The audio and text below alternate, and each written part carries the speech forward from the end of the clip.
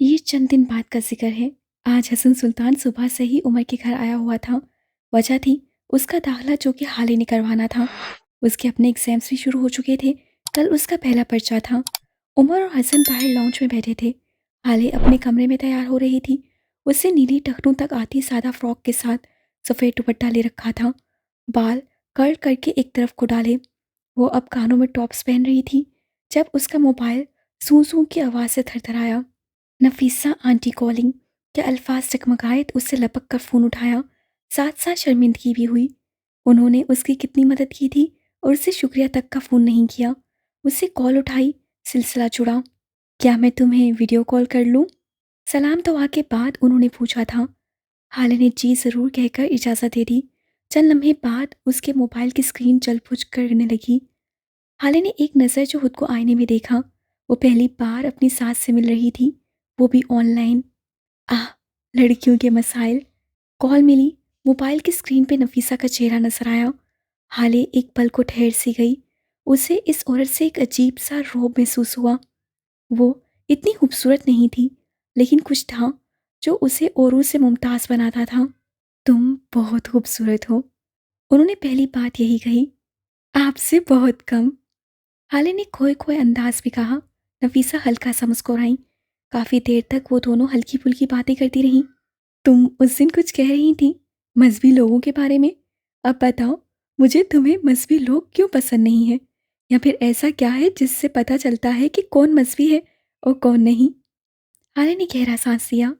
आज बिलाखिर वो अपने दिल का सारा भड़ास निकालेगी। जिन जिन मजहबी लोगों ने उसे अनकंफर्टेबल महसूस करवाया, वो उनसे अनदेखा इंतकाम लेगी। हाँ, वो यही करेगी। मुझे मजहबी लोगों से सख्त चिढ़ है, वो बोली तो उसकी आवाज़ में कई सालों से जमाशुदा नफरत बाहर आने लगी। मैं जब जब बड़ी दाढ़ी वाले मर्दों और हिजाब करने वाली औरतों से मिली हूँ, मुझे उनके सामने हमेशा अपना आप छोटा लगा है, क्योंकि वो ऐसा जाहिर करते हैं जैसे सारी दुनिया की पाकीज़ी उनके अंदर है, जैसे सारी दुनिया का इल्म उनके पास है। वो बिना रुके कही जा रही थी। अगर जो कभी ऐसे लोगों को पता चल जाए कि हम नमाज से कुरान नहीं पढ़ते, तो फिर आप देखिएगा किस तरह ये लोग आपको हकीकत की निगाह से देखेंगे, किस तरह ये लोग आपको कमतर महसूस करवाएंगे। आंटी, मैंने हमेशा उनके मुंह से सुना है, ये हराम वो हराम, ये जायज़ वो नाजायज़, जहन्नुम, दोज़ख, सज़ा, आग। आखिर ये कैसा दीन है जिसमें कोई रहम नहीं है? बोलते हुए उसका सांस चढ़ गया तो वो खामोश हो गई। उसे यकीन था अब नफीसा उसे दो बातें सुनाकर उसे काफिर कहकर फ़ोन काट देंगी, लेकिन हिलाफे तवक्का उन्होंने ऐसा कुछ नहीं किया। वो बस खामोश जांची नजरों से उसे देखने लगी। मजहबी कौन होता है हाले? उनका लहजा पुरसुकून था।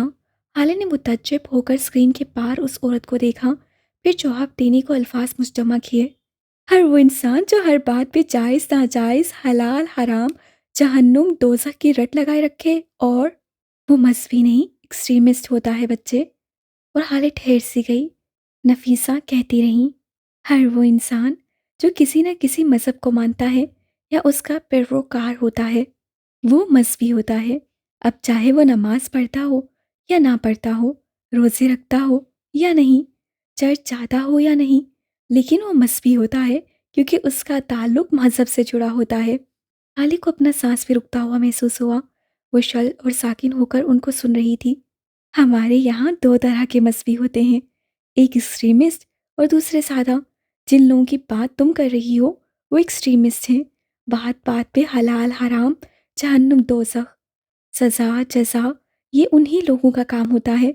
उनको लगता है अगर हम किसी को मौत का खौफ दिलवाएंगे तो वो अल्लाह के पास भागा दौड़ा चला आएगा। अगर हम किसी को अज़ाब कब्र से डराएंगे तो लोग नमाज़ें और कुरान पढ़ने लगेंगे। ये लोग बुरे नहीं होते, उनका अंदाज़े बयां बुरा होता है। उनका अपनी बात आप तक पहुंचाने का तरीका बुरा होता है। ये लोग चाहते हैं उनकी बात पहली ही दफ़ा में मान ली जाए। हक आया है तो पहली पुकार पे लब्बैक कह दिया जाए। लेकिन ये लोग नहीं समझ पाते कि ये अंबिया का दौर नहीं है, जहाँ लोगों को रोशनी की तलाश रहा करती थी, जहाँ वो अपने अंधेरों से बेजार रहा करते थे। ये मुख्तलिफ दौर है। आज के लोगों के दिलों पे पक्की मोहरें हैं। आज के दिलों पे ज़्यादा संग है और आज की आंख के आगे मोबाइल फ़ोन्स हैं। उन पे ज़्यादा तवज्जो, ज़्यादा मेहनत की ज़रूरत है। ये लोग मेहनत से डरते हैं। हाले महू होकर उनको सुन रही थी। नफीसा नर्म आवाज़ में कही जा रही थी, दूसरी तरफ आते हैं सादा लोग। ये लोग एक लंबी स्ट्रगल के बाद दीन तक आए होते हैं। इस राह में उनके दिल टूटे होते हैं, फिर जुड़े होते हैं। उन्होंने अपने अंधेरे अपने हाथों से हटाए होते हैं। ये लोग, ऐसे लोग आपकी स्ट्रगल समझते हैं। हर मजहबी इंसान का तरीका गलत नहीं होता बच्चे। तुमने अपने गिर्द ऐसा दायरा बना लिया है कि तुम्हें अपने जैसे लोग मिले, बोगस रखने वाले और अपनी बात मनवाने वाले। हाले का इत्तेकास टूटा था। यहाँ उसको बुरा लगा था।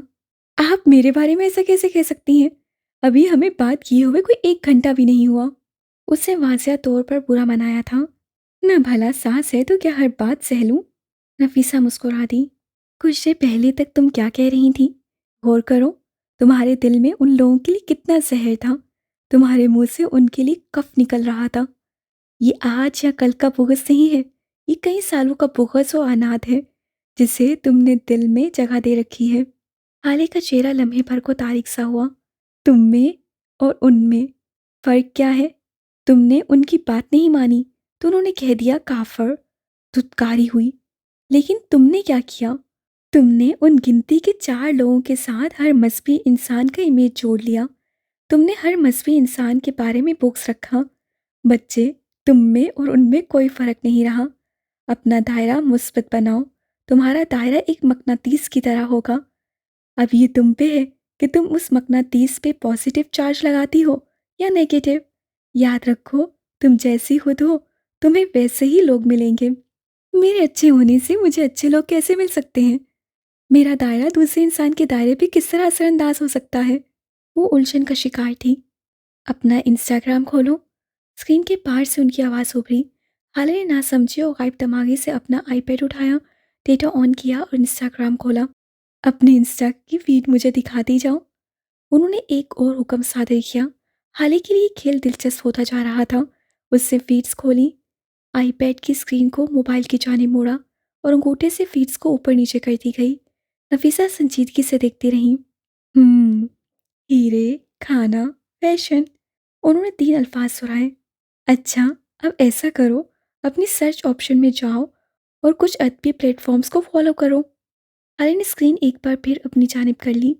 1-2 नामवर अंग्रेजी राइटर्स को सर्च किया और फिर फॉलो कर लिया। अब अपनी फीड को रिफ्रेश करो और एक बार फिर मुझे दिखाओ। हाले की उंगलियां मिकान के अंदाज में चल रही थी। स्क्रीन एक बार फिर नफीसा की जानिब करते हुए वो बुरी तरह थटकी। अब उसकी फीड में कोई हीरे, कोई खाना नहीं था। वहाँ उन फॉलो किए हुए अदबी शख्सियात की पोस्ट थी और कुछ उसी तरह के दूसरे अकाउंट फॉलो करने का सजेशन। उसका दिल धक से रह गया। नफीसा बगैर उसकी फीड देखे कहती रही, ये मत समझना कि ये कानून सिर्फ इंस्टाग्राम पे लागू होता है। ये असल ज़िंदगी के लिए भी है। तुम अपने दायरे में जिन लोगों को लाना चाहोगी वो ही आएंगे। तुम खुद को बदलो, बाहर की दुनिया खुद ब खुद बदलेगी। हाले ने समझ कर सर हिलाया। वो मरऊब हुई थी लेकिन बताया नहीं। वो लोगों की तारीफ नहीं करती थी। उसे लगता था अगर तारीफ कर दी तो सर पे चढ़कर नाचेंगे। ये उसकी ज़िंदगी का असूल था। वैसे आप अपने अल्फाज और तवानाई मुझ पे ज़ाया कर रही हैं। मैं अब दीन से कोसों दूर आ गई हूँ। मैंने कई महीनों से कोई नमाज भी नहीं पढ़ी, कोई दुआ नहीं मांगी। मुझे लगता है मैं एथियस्ट बन गई हूँ। वो स्क्रीन को देखते हुए कह रही थी। दूर अंदर कहीं दिल एक पल को लरसा था। नफीसा चंद सानिये उसके चेहरे को देखती रही। मोबाइल की स्क्रीन के चौखटे में नजर आती उसकी आंखों में कई सवाल थे। तुम जिसको ना मानने का दावा करती हो वो कौन है? खुदा। खुदा कौन है? ये कैसा सवाल है? उसे अजनबा हुआ, आंखों में न समझी थी। तुम तो उसे जानती ही नहीं, फिर मानने ना मानने का तो सवाल ही पैदा नहीं होता। जो हंसी तुम्हारे लिए सवाल है निशान है। तुम उसे ना मानने का दावा कैसे कर सकती हो? हाले लम्हे भर को गड़बड़ा गई। मैं तुम्हें कल फिर कॉल करूंगी। तुम मुझे बताना अल्लाह कौन है, फिर मैं तुम्हें बताऊंगी उसे मानना क्यों ज़रूरी है। उन्होंने कहते हुए राब्ता मुनक़ता कर लिया। हाले गहरी सांस भरती पीछे को हो बैठी। खुदा कौन है? इसका जवाब तो उसे वाकई नहीं पता था। वो तैयार होकर नीचे आई तो हसन लॉन्च के सोफे पे नीम दराज सा कोई गेम खेल रहा था। वो अमूमन यही करता रहता था। हाले को कभी कभी हैरत होती थी कि वो सारा दिन गेम्स खेलने के बावजूद टॉप कैसे कर जाता है। वो लाइब्रेरी से छुट्टी लेकर आया था, हालांकि लाख मना करने के बावजूद उससे जॉब नहीं छोड़ी थी। कम से कम वो किताबों के बीच है, बस यही तसल्ली वो खुद को देती रहती थी। सफ़ेद शर्ट के साथ नीली जीन्स पहने, बालों को सलीके से सजाए, वो कॉलेज जाने के लिए पुरजोश था। ए गेंडे, बताओ मैं कैसी लग रही हूँ? वो अपने पर्स में चीजें डालती मसरूफ सी पूछ रही थी। हसन ने सर नहीं उठाया। तुम हुसन परी, तुम जाने जहां, तुम सबसे हंसी। उफ, बको मत। हाली ने चिढ़कर उसे टोका। इधर देखो मुझे और बताओ कैसी लग रही हूँ मैं। पता है ना, आज हमारे आधे रिश्तेदार और जानने वाले उसी कॉलेज आएंगे। वो अब उसके बिल्कुल सामने खड़ी थी। हसन ने मोबाइल एक तरफ रखकर गहरी सांस भरी। वो जाने के लिए लेट हो रहे थे और यहाँ उसकी बहन बस चीखी लग रही थी। उससे बाजू सीने पे बांधे। वो जो 6 फीट 1 इंच के मर्द से तुमने शादी करवाई है, उससे जाकर पूछो ना। मैं अब मजीद तुम्हारी झूठी तारीफ नहीं कर सकता। हसन, वो पूरी कुव्वत से चीखी। हसन ने अपने दोनों हाथ सरेंडर करने के अंदाज में उठा लिए। अब कि उससे हारिस देसी भाई बहनों वाला अंदाज अपना लिया। ओके ओके कूल, तुम बहुत प्यारी लग रही हो। सच में तुम्हारा आईलाइनर, तुम्हारा मेकअप और तुम्हारा ब्लश ऑन। एक मिनट, एक मिनट। वो जो अपनी तारीफें खुशी खुशी समेट रही थी, उसकी आखिरी बात पे ठहर गई। गधे गेंडे, मैंने ब्लश ऑन लगाया ही कब है? वो हुर्राते हुए बोली। उसी पल उमर लाउंज के दरवाजे पे नुमादार हुआ। वो देखो आ गया तुम्हारा 6 फुटिया। वो मजे से कहते हुए उठा और छपाक से बाहर भागा। हाले ने बामुश्किल अपना गुस्सा काबू किया, फिर उमर की जानिब मुड़ी। वो नीली बटनों वाली शर्ट के साथ उसी रंग की जीन्स पहने आसीनों को मोड़े तैयार खड़ा था। हाले ने आंखें छोटी करके उसको देखा। ये लॉर्ड साहब क्यों इतना तैयार होकर जा रहा है? हकीकत थी कि वो अच्छा लग रहा था। जहर लग रहे हो, वो उसके पास से गुजरते हुए कहती चली गई। उमर मुस्कुराया। इसका मतलब है अच्छा लग रहा हूँ। वो अपनी तैयारी को दांत देता बाहर निकल गया। वो दोनों एक दूसरे की लुग़त खूब समझते थे। थोड़ी देर बाद वो तीनों गाड़ी में बैठे कॉलेज की जानिब जा रहे थे। दफातन उमर का फ़ोन बजा। लेल कॉलिंग के अल्फाज चकमकाए। पिछली सीट पे जरा आगे को हुए बैठे हसन की ज़ेरक निगाहों ने फ़ौरन से पहले नाम पढ़ लिया। दिल सहम सहम हुआ। खबरदार, जो इस बेवफा औरत का फ़ोन उठाया हो तो मेरी मोहब्बत की ज़रा जो कदर की हो इसने। वो सहमी अंदाज में बोला। उमर ने उस पर लानत भेजते हुए कॉल अटेंड कर ली। हसन बिफर सा गया। तुम देख रही हो ना अपने शोहर को, कैसे मेरा दिल चला रहा है ये। और ये औरत, पूरे 25 मिनट की मोहब्बत की थी मैंने इससे, क्या सिला दिया। धोखा, बेवफाई। मुझे तो अब लगता है मैं सारी जिंदगी किसी से मोहब्बत नहीं कर सकूंगा। वो अदाकारी में कमाल रखता था, हालांकि नसें अपने मोबाइल पे जमी रहीं। पिछले कुछ महीनों तक मुद्दत तुम्हारी पहली और आखिरी मोहब्बत थी, है ना? हालांकि मीठे तंज पे हसन गड़बड़ा सा क्या। हाँ, तो उसकी शादी हो गई। अब क्या सारी जिंदगी उसका जोग लेकर बैठा रहूं? मैंने मूव ऑन कर लिया है। इस बार भी मूव ऑन कर लो, सिंपल। हल ने चुटकियों में हल निकाला था। हसन कुछ कहता फिर रुक गया। कॉलेज आ गया था। उसके चेहरे पे साया सा लहराया था। लम्हे के 10वें हिस्से में उमर ने उसका तारीक पड़ता चेहरा देख लिया था। आप अंदर चलें, मैं और हसन गाड़ी पार्क करके आते हैं, उसने हाले से कहा। वो सर हिलाते हुए अपना पर्स उठाए बाहर निकल गई। उमर गाड़ी से बाहर आया। शहर के सबसे बड़े और महंगे कॉलेज की बुलंद मगरूर इमारत को देखा। हसन उसके पीछे ही बाहर आया था। क्या तुम इस कॉलेज में नहीं पढ़ना चाहते? उमर ने गर्दन मोड़कर उसको देखा। हसन ने जवाब नहीं दिया। तुम्हारे सब्जेक्ट्स क्या हैं? तुम किस चीज़ में दाखिला लेने आए हो? वो अब संजीदा था। हसन ने गर्दन उठाकर उसके चेहरे को देखा। इंजीनियरिंग। वो मेरा दाखिला इंजीनियरिंग में करवा रही है। मैं मेडिकल करना चाहता हूँ, मुझे वही पसंद है, लेकिन मैं हाले को मना नहीं कर सकता। वो हमेशा मेरे साथ ज़बरदस्ती करती है। उसके हलक में कुछ अटका था। बच्चों को अगर उनकी मर्जी के सब्जेक्ट्स पढ़ने को ना मिले तो दिल के साथ साथ उनका दिमाग भी मर जाता है। वालिदैन को लगता है कि जो सब्जेक्ट उन्होंने मुंतखब किया है उसमें उनके बच्चे का फ्यूचर रोशन है, लेकिन दिमाग और शौक का क्या? वो तो एक अनचाहे सब्जेक्ट की वजह से अंधेरे में चले जाते हैं। तुम उसे मना क्यों नहीं कर सकते? तुम्हारा फ्यूचर, तुम्हारी मर्जी, तुम जो चाहो पढ़ो। ये आखिर तुम लोग क्यों हमेशा उसको सुनते हो? कोई उसे कुछ कहता क्यों नहीं? अब क्या उमर बेजार हुआ था। हसन ने गर्दन झुका ली। वो अब अपने जॉगर से ज़मीन को मसल रहा था। मैंने उसे बहुत हर्ट किया है। बाबा के कत्ल का इल्ज़ाम, हारून की बीमारी का इल्ज़ाम, लालची और खुदगर्ज होने वाली बात। अब मैं उसके आगे गिल्टी हूँ, मैं उसे कुछ नहीं कह सकता। वो गीली होती आंखों के साथ दरवाज़ा पार करता अंदर चला गया। उमर गहरी सांस भरता उसके पीछे गया था। थोड़ी देर बाद वो तीनों प्रिंसिपल के ऑफिस में बैठे थे। सादा सी साड़ी पहने मेज़ के पीछे से झांकती कुर्सी पे बैठी वो बूढ़ी होती औरत मेहरबान और मिलनसार थी और नरमी से हाले से कुछ पूछ रही थी। हाले आहिस्ता आहिस्ता जवाब दे रही थी। और हसन बच्चे, आपने कौन से सब्जेक्ट्स लिए हैं? उन्होंने सोफे पे बैठे हसन को मुखातिब किया। हसन मेडिकल पढ़ेगा।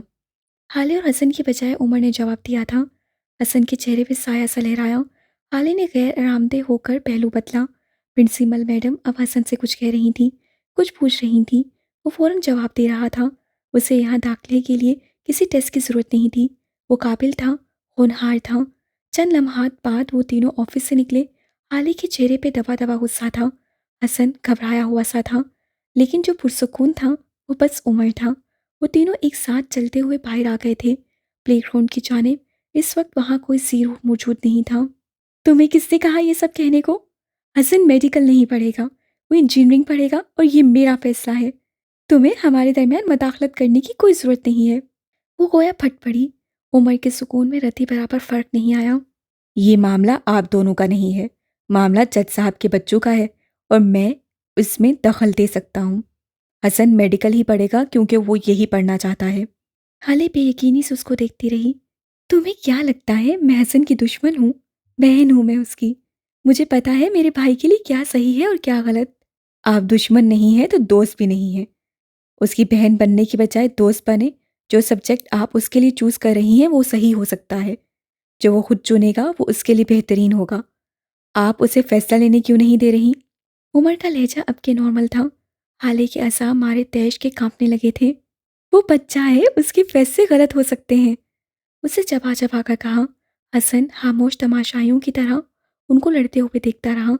उमर खामोशी से 2 कदम आगे आया।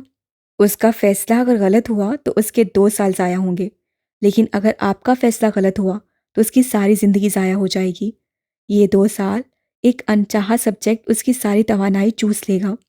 आपके बच्चे को अगर उसका पसंदीदा सब्जेक्ट नहीं मिला तो वो इन 2 सालों में अपनी हर उम्मीद खो देगा।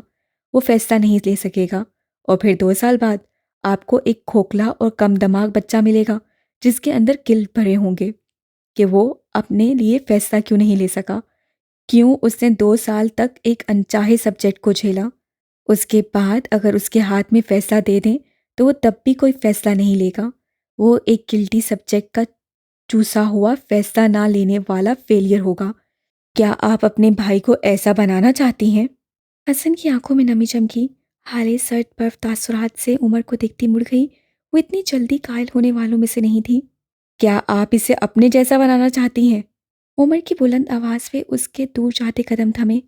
क्या आप चाहती हैं कि वो हर साल आपकी तरह सप्ली लाया करे? हाले की आंखें जख्मी हुईं।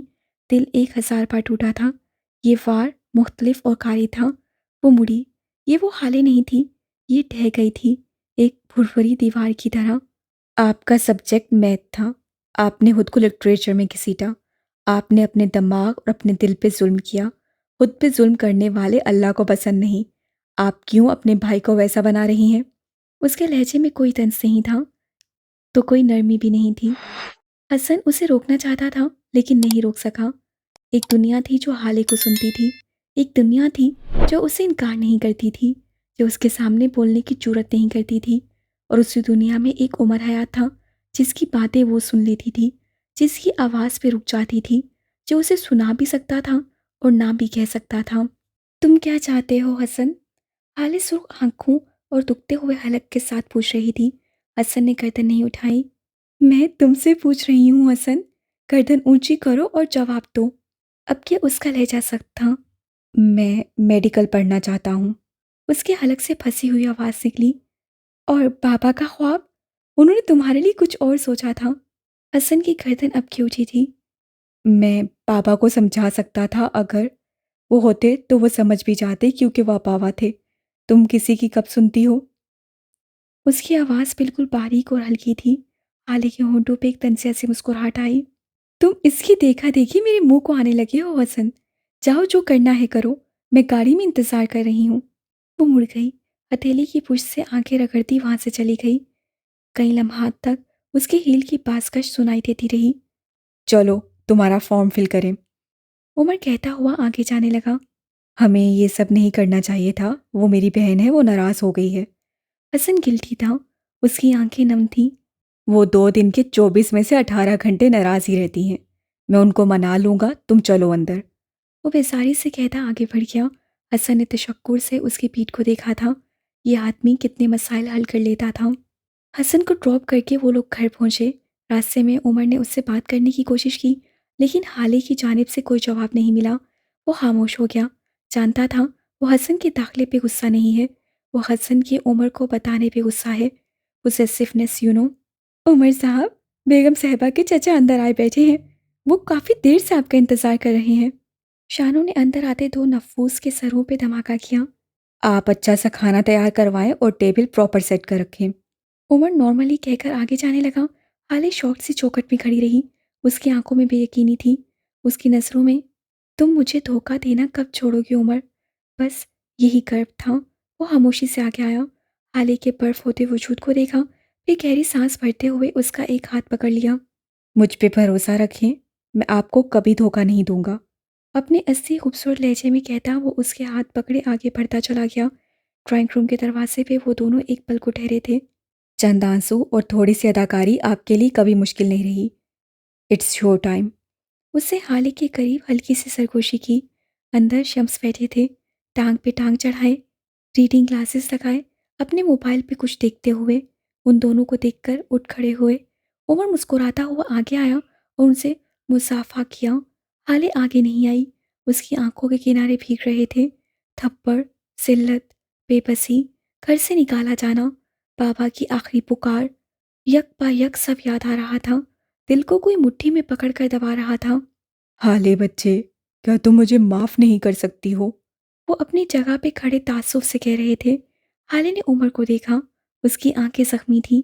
वो पलकें झपकाकर तसल्ली दे रहा था। मैं तुम्हें तुम्हारा हिस्सा भी देने को तैयार हूँ। उमर को अपने कारोबार में शामिल कर रहा हूँ। मैं यहाँ इस घर में तुम्हारे बाप की हैसियत से आया हूँ। वो लहजे को शीरीन बनाने की भरपूर कोशिश कर रहे थे, लेकिन वो अच्छे अदाकार नहीं थे। कम से कम हाले से ज़्यादा अच्छे अदाकार नहीं। आप कौन कौन सा हिस्सा देंगे चचा? मेरा घर, मेरे जेवर, मेरे बाप की सेविंग्स, मेरा आखिरी असासा, उन सब के बारे में क्या ख्याल है? ना चाहते हुए भी उसका लहजा तल्ख हुआ था। बाहुदा, मैं इस बारे में कुछ नहीं जानता बच्चे। वो पैसे कितने होंगे? कोई 2-3 करोड़।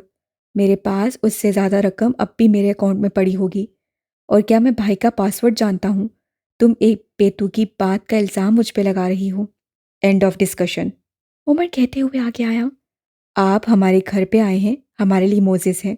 सारे इख्तलाफात अब ख़त्म। हाली को आंखों में तनबिया की, वो भी थम सी गई। कुछ देर बाद वो तीनों गोल मेज के गिर्द खाना खा रहे थे। शम्स को डिनर तक के लिए रोक रखा था। शम्स ने कबाब का टुकड़ा मुंह में रखा, अच्छी तरह चबाया, फिर उमर को देखते हुए बात का आगाज़ किया। हाँ भाई उमर, अब तो मैं तुम्हारे घर आ गया। क्या अब मैं तुम्हारे इस ज़हीन दिमाग से काम ले सकता हूँ? उमर ने पानी का ग्लास मुंह से लगाया, 2 घूंट पीकर उससे ग्लास वापस रखा। ये ज़हीन दिमाग अपने हिसाब से अपनी मर्ज़ी के माहौल में काम करता है। आप मुझे मेरी मर्ज़ी का माहौल देंगे, तो मेरा दिमाग आपको आपकी मर्ज़ी का रिज़ल्ट देगा। हाले उन दोनों से बेनियाज गर्दन झुकाए अपनी प्लेट में चम्मच कमा रही थी। शम्स ने नैपकिन से मुंह थपथपाया। उमर ने चावलों का डिश उनके आगे किया। नहीं, मैं डाइट पे हूँ। उन्होंने कहते हुए पीछे को टेक लगा ली। और क्या है तुम्हारी मर्ज़ी का माहौल? उमर ने सादगी से कंधे उचकाए। पहला, मैं मेराज सुल्तान के ऑफिस से काम करूँगा। हाले ने गर्दन उठाकर बेयकीनी से उसे देखा। दूसरा, आप अपने बेटे को उसकी हद में रखेंगे। तीसरा, मैं वर्कर बनकर नहीं पार्टनर बनकर काम करूँगा। चाहे 1% का पार्टनर रहूँ या फिर 5%। मंजूर है तो मैं कल से ज्वाइन कर लूँगा। वो खाने से हाथ रोके हुए था। शम्स ना जाने क्यों उससे मरऊब होते चले गए। शायद वो इस दिन से उससे मरऊब थे जब मेराज सुल्तान आखिरी वक्त पे उसे पुकार रहे थे। कुछ था उसमें कि उस पर इतबार करने को, उसके हाथ में सब कुछ देने को जी चाहता था। शम्स खड़े हो गए। ओके, मुझे मंजूर है। तुम 15% के हिस्सेदार ठहरे। उमर उनकी तकलीफ में उठा। आपको मुबारक हो शम्स साहब। लड़के, जॉब तुम्हें मिली है। मुझे तुम्हें मुबारकबाद देनी चाहिए। उमर मुस्कुराया। उमर हयात अगर किसी के साथ काम करने लगे तो ये उसकी खुशनसीबी होती है, मेरी नहीं। शम्स ने जोरदार कहकर लगाया। हाले ने थकान से उसको देखा। आह, ये सेल्फ ऑब्सेस्ड आदमी। चंद लम्हात बाद वो उसे दरवाजे तक छोड़ आया था।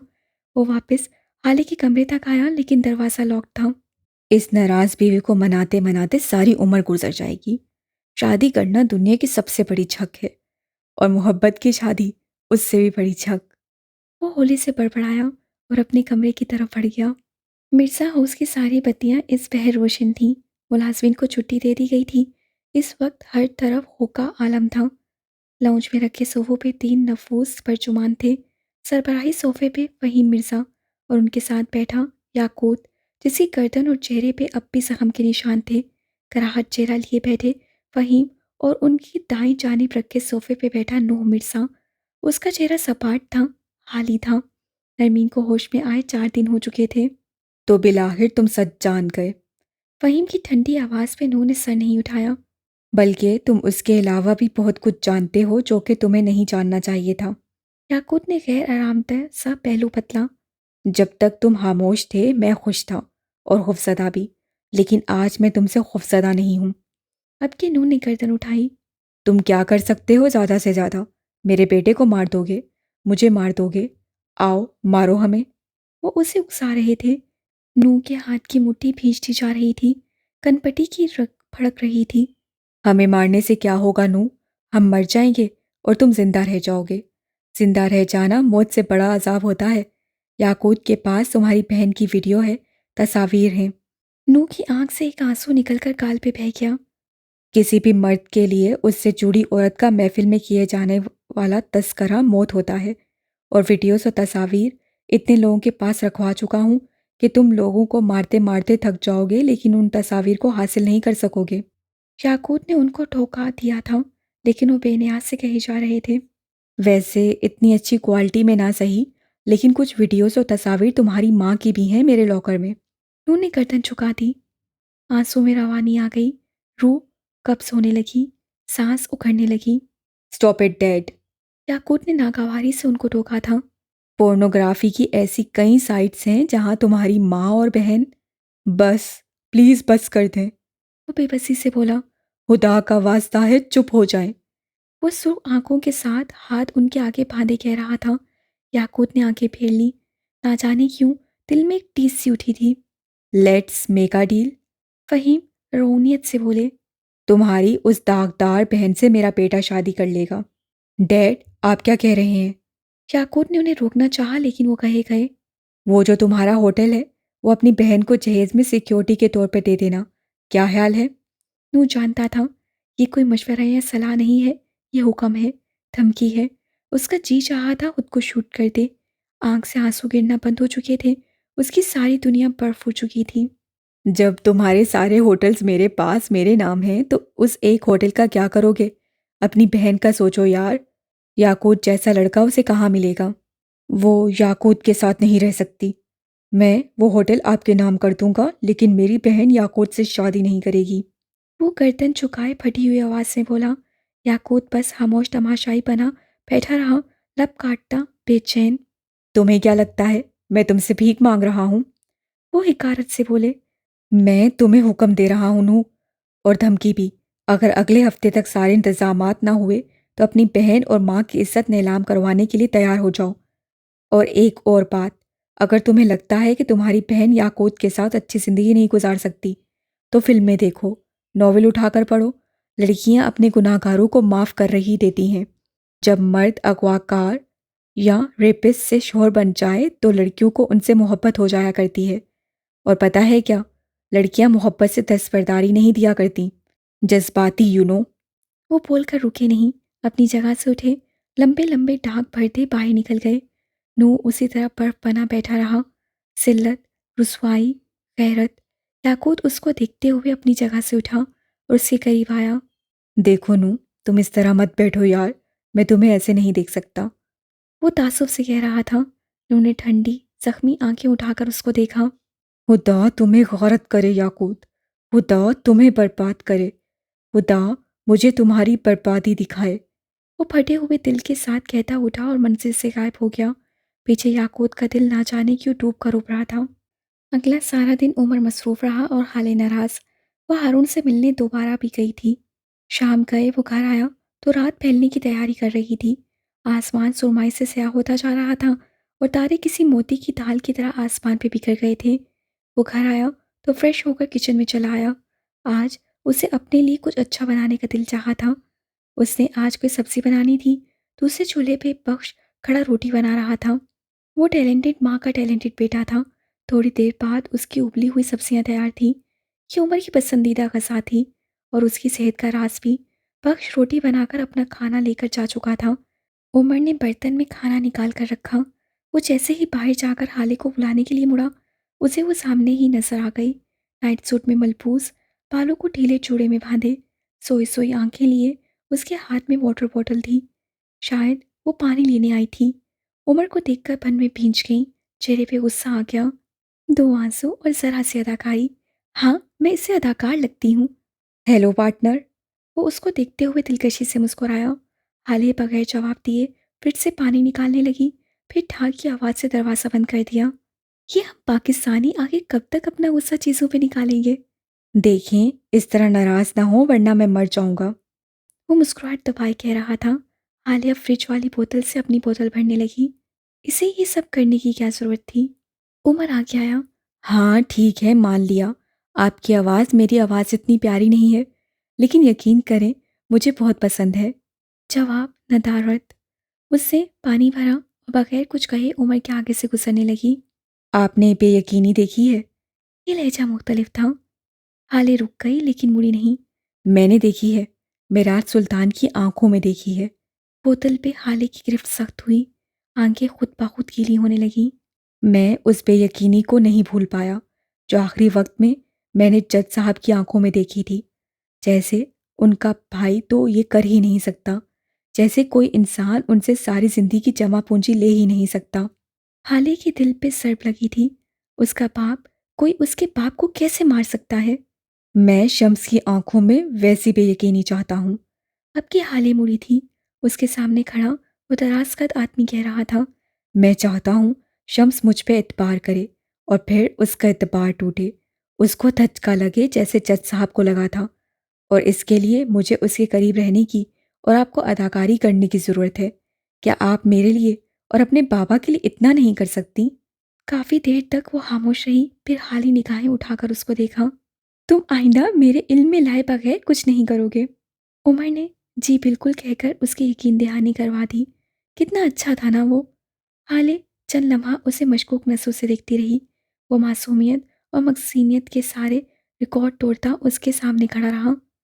जहर लग रहे हो, वो कहते हुए डाइनिंग टेबल पे आकर बैठी। मतलब अच्छा लग रहा हूँ? उमर मुस्कुराता हुआ उसके सामने वाली कुर्सी संभाल चुका था। अब वो दोनों किसी दूसरे मौजू पे बात कर रहे थे। सब सब्जियां मुस्कुराते हुए उनको देखती रहीं। जुलाई का महीना शुरू हो गया था। आज हाले का दूसरा पर्चा था। वो पर्चा देकर आई तो शानू ने खाना लगा दिया। खाना खाते हुए वो बार बार शानू को देख रही थी, जो आज ज़रूरत से ज़्यादा मीठी बन रही थी। हाले ने अपना हाथ रोक लिया। कुछ कहना है? उसके इतने डायरेक्ट सवाल पे शानू ज़रा सा गड़बड़ाई। फिर अपने तमाम दांतों की नुमाइश करते हुए बोली, बाजी, मेरे भाई की शादी है, मुझे छुट्टी चाहिए। उमर साहब से नहीं कह सकती, आप मेहरबानी कर दो जी। वो लज्जाजत से कह रही थी। हम्म, ठीक है, 15 दिन की छुट्टी ले लो। उसे बड़े आराम से कह दिया। अरे नहीं नहीं बाजी, 15 दिन बहुत है। मैं 9-10 दिन में आ जाऊंगी। तनहा की कटौती हो जाएगी। तू घर कैसे चलेगा? हाले ने पानी पिया और उठ खड़ी हुई। फिर अपने पर्स से चंद नोट निकाले। खानदान से ज्यादा अहम कुछ नहीं होता। काम होते रहेंगे, तुम जाओ शादी एंजॉय करो। उससे नोट उसकी हथेली पर रखते हुए कहा। शानू नम आंखों से उसको दुआएं देने लगी। उमर का आज शम्स के ऑफिस में पहला दिन था। हाले बोझल दिल के साथ ड्राइवर के साथ गाड़ी से बाहर निकल आई। वो गाड़ी की खिड़की से बाहर देख रही थी जब उस्मान की आवाज़ पे चौंकी। मैडम, ये आपका फ़ोन। उससे आईफोन 13 उसकी तरफ बढ़ाते हुए कहा। कल गाड़ी सर्विस के लिए ले गया था, ये फ़ोन पिछली सीट में फंसा हुआ था, मैं वापस करना भूल गया, माजरत। उससे इजाफा किया। हाले ने नासमझी से मोबाइल थामा और फिर उसका दिल धक से रह गया। आसपास की सारी आवाज़ें सारा शोर पल भर को थमसा गया। ये उसके बाबा का फ़ोन था। वो इस फ़ोन कवर को पहचानती थी। उसके दिल में टीस सी उठी, आंखों के किनारे भीगने लगे। उसने फ़ोन को ऑन करना चाहा, लेकिन उसमें चार्जिंग नहीं थी। उसने मोबाइल को बस सीने से लगा लिया। आंसू कतरा कतरा आंखों से बहने लगे। लोग चले जाते हैं, मर जाते हैं, चीज़ें रह जाती हैं। उन चीज़ों को देखकर महसूस होने वाला दुख दुनिया के हर दुख से बड़ा होता है। थोड़ी देर बाद उस्मान ने गाड़ी एक बड़े शॉपिंग मॉल के सामने रोकी। वो मोबाइल को पर्स में डालती बाहर निकल आई। आज बड़े दिनों बाद उसका दिल कुछ खरीदने को चाहा था। हसन के लिए, अपने लिए और शायद उमर के लिए भी। वो अंदर चली आई। सबसे पहले उसने हसन के लिए कुछ शर्ट्स और जूते खरीदे। उसके बाद उमर के लिए उसका तोड़ा जाने वाला परफ्यूम खरीदा। थोड़े बहुत सामान अपने लिए और मेहर के लिए खरीदे। वो जब भी शॉपिंग करती थी, अपने जैसी सेम चीज़ मेहर के लिए लाजमी खरीदती थी। मॉल में घूमते हुए एक महंगी दुकान के बाहर वो ठटक कर रुकी। अगले ही पल उसकी आंखों में सताइश उभरी। वो मस्मराई सी हुई, बस ग्लास वॉल के अंदर देखी गई। अंदर एक सुर्ख, नीली सुर्ख साड़ी थी। वो इतना सुर्ख था कि आंखों को चुभता था। साड़ी बिल्कुल सादा थी, बस गले पे और बाजुओं पे सुनहरी पट्टी लगी थी। हाली के कदम मिकान के अंदाज में अंदर की जाने पड़े। अंदर आकर उससे करीब से अपनी साड़ी को छू कर देखा। उसके लब हल्की सी मुस्कुराहट में ढले थे। मैम, आपको कुछ चाहिए? सेल बॉय की आवाज़ पे मुड़ी थी। उसने साड़ी की तरफ इशारा किया। मुझे ये चाहिए। उसके लहजे में बच्चों जैसा इश्तियाक और बेचैनी थी। श्योर मैम, मैं अभी पैक करवा देता हूँ। वो मुस्कुराते हुए बोला। हाले फौरन कैश काउंटर तक आई और अपना कार्ड उनके हवाले किया, लेकिन अगले ही लम्हे उसका चेहरा तारीख पड़ा था। सॉरी मैम, आपके कार्ड में चंद हज़ार का बैलेंस है। ये साड़ी 3 लाख की है। क्या आप कैश पे कर सकती हैं? हाली का चेहरा बुझ सा गया। उसके पास कैश नहीं था। हसन का दाखला, किताबें, कपड़े और बाकी सारे अखराजात पे पैसा पानी की तरह बहा था। और उसके पास सिर्फ वही रकम थी जो उसे उमर से अपने जेवरात की मद में ले रखी थी। वो किसी को कॉल नहीं कर सकती थी। दुनिया में ऐसा कोई नहीं था जिसे हाले मदद के लिए बुलाए, और वो जो दुनिया था वो आ नहीं सकता था। उसने एक आस के तहत सफ़ेद बढ़ते चेहरे के साथ उमर को कॉल मिलाई। कॉल पिक होने के साथ अगले 2 सेकंड में ही कट गई। मैं मसरूफ़ हूँ। बस 3 लफ्ज़ कहकर उससे कॉल काट दी। हाले के मुंह पे जैसे तमाचा लगा हो। उसे बामुश्किल अपने तासुरात नॉर्मल रखते हुए सेल गर्ल्स की जानिब देखा। मैं कल तक इसे खरीद लूँगी। क्या आप मेरा इंतज़ार कर सकती हैं?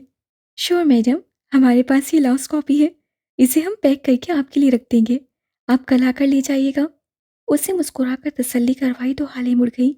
उसे कुछ बुरा लग रहा था, बहुत बुरा। यहाँ से चंद किलोमीटर दूर उमर हयात अपने ऑफिस में था। उसे हेवन की फाइल चाहिए थी, असल फाइल जो मिराज सुल्तान के पास थी। उसे यकीन था कि वो फाइल यहाँ नहीं होगी, लेकिन वो एक बार अपने दिल की तसल्ली कर लेना चाहता था। उसे यकीन था मिराज सुल्तान ने हेवन उसके नाम कर दिया होगा। बस एक बार, सिर्फ एक बार वो फाइल हाथ लग जाए।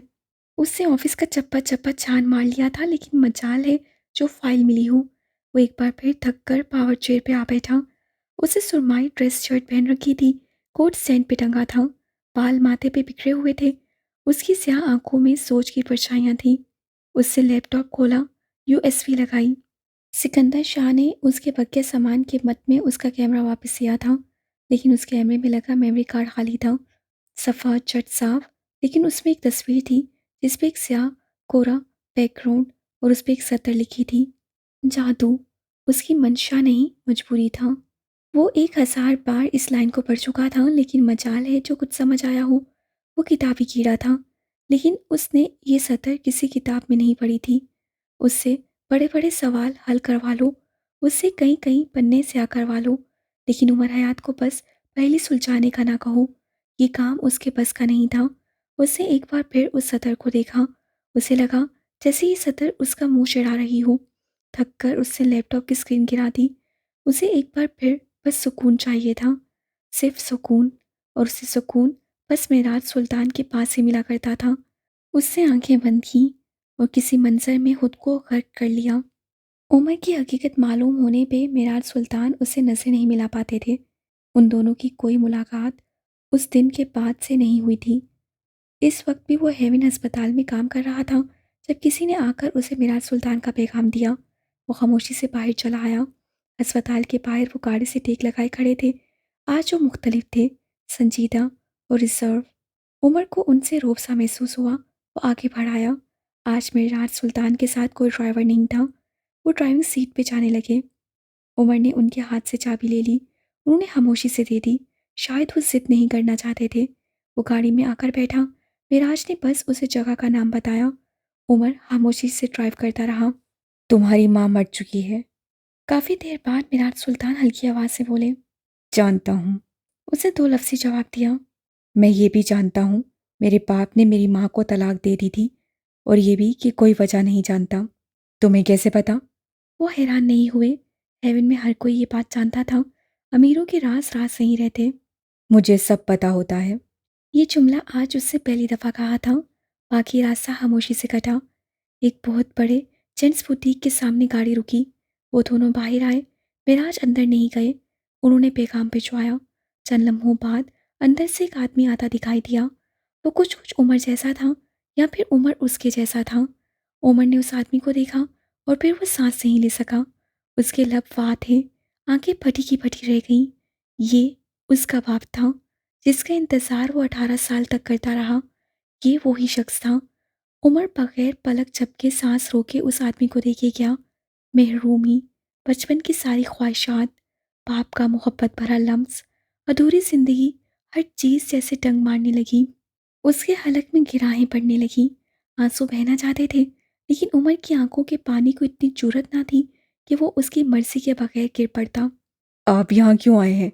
नगीन की मौत के साथ हमारा हर ताल्लुक खत्म हो गया था। उमर ने उस आदमी को कहते सुना। मेराज 2 कदम आगे आए। ठंडी स्याह आंखें उसके चेहरे पे गाड़ दी। मैं तुम्हारे बेटे को तुमसे मिलवाने आया हूँ। देखो इसे, ये तुम्हारा बेटा है। तुम्हारा और नगीन का बेटा। उन्होंने उमर की जानिब इशारा किया। वहां से नासमझी से उमर की जानिब देखा और फिर वो शल रह गया। मैं कैसे मान लूँ ये मेरा बेटा है? ये झूठ भी हो सकता है। काफ़ी देर बाद वो बोला तो उसकी आवाज़ कहीं दूर से आती महसूस हुई। उमर ने आंखें उठाकर उसको देखा। उनमें ज़माने का कर्ब था। फहाज को अपना दिल रुकता महसूस हुआ। एक बार यही बात इसकी आंखों में आंखें डालकर कह दो कि ये तुम्हारा बेटा नहीं है। उन्होंने इस्तज़ा से कहा। फहाज ने एक बार फिर उसके चेहरे को देखा। कौन कहता था वो उसका बेटा नहीं है? वो आगे बढ़ा। उससे हाथ बढ़ाकर उमर के चेहरे को छूना चाहा। वो जख्मी आंखों से बदक कर दूर हटा। फहाज का हाथ हवा में मोल्लिक रह गया। उसकी आंखें पूरी तरह भीग गई थीं। आप अब मुझे बेटा माने या नहीं, मैं आपको बाप नहीं मानता। मैं आपसे बदगुमान हूँ, और ये बदगुमानी मैंने विरस से मिली है। वो पीछे होते हुए कह रहा था। आप गलत थे। आपने मेरी माँ के साथ गलत किया, और मैं आपको कभी माफ़ नहीं करूँगा, क्योंकि मैंने ज़िद भी विरस से मिली है। वो संजीदा बेलचक लहजे में कहता पीछे हुआ था। आज मानो पत्थर का पुत बन गया। साकित, शल। मैं इनके साथ नहीं रहना चाहता। क्या आप मुझे अपने साथ ले जा सकते हैं मामू जान? उससे आखिरी लफ्ज़ का इजाफा किया। निराश ने बेबसी से दांत पे दांत जमा लिए। फिर उमर का हाथ पकड़े आगे बढ़ गए। पहाड़ शल सा जमीन पे बैठता चला गया। उसके पास कहने को कुछ नहीं था। इस वाक़ये के बाद वो कोई 1000 बार हेवन आया था, लेकिन उमर उससे नहीं मिलता था। हकीकत ये थी कि वो छुप छुप कर उनको देखा करता था, हसरत से, मोहब्बत से। लेकिन वो इस जिद और बदगुमानी का क्या करता जो उसे विरसे में मिली थी। उससे आंखें खोली। मंजर बदले हुए थे। स्याह आंखों वाला मेहरबान आदमी उसके पास नहीं था, और उसका ना होना कैसी अजियत थी, ये कोई उमर से पूछता।